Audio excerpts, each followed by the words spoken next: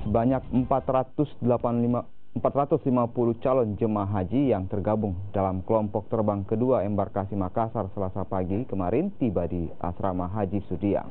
2 orang jemaah asal Kabupaten Sopeng terpaksa harus dirujuk ke Rumah Sakit Wahidin usai menjalani perjalanan darat selama kurang lebih 3 jam.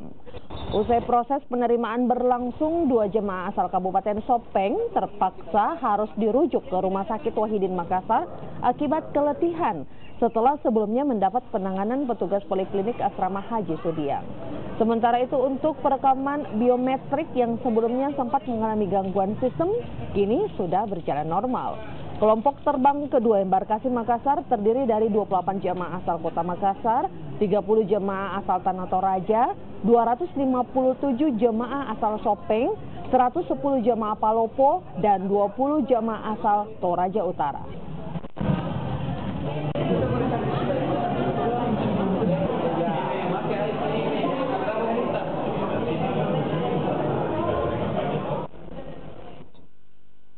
Saudara, menunaikan ibadah haji merupakan dambaan bagi setiap muslim, khususnya bagi yang tak mampu, tak terkecuali bagi pasangan suami istri yang kini berusia 80 tahun yang tergabung dalam kloter 2 embarkasi Makassar. Pasangan lanjut usia ini berangkat bersama 2 orang anaknya setelah masuk dalam daftar tunggu selama 7 tahun. Kaso Bakatanan, kakek berusia 86 tahun ini, sehari-harinya merupakan petani coklat dan kopi di Desa Sumilan, Kabupaten Indrekang.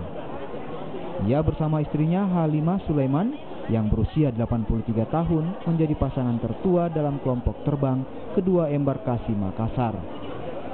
Pasangan ini mendaftarkan diri sebagai jemaah calon haji dengan menggunakan kuota Tanah Toraja dan menunggu selama 7 tahun.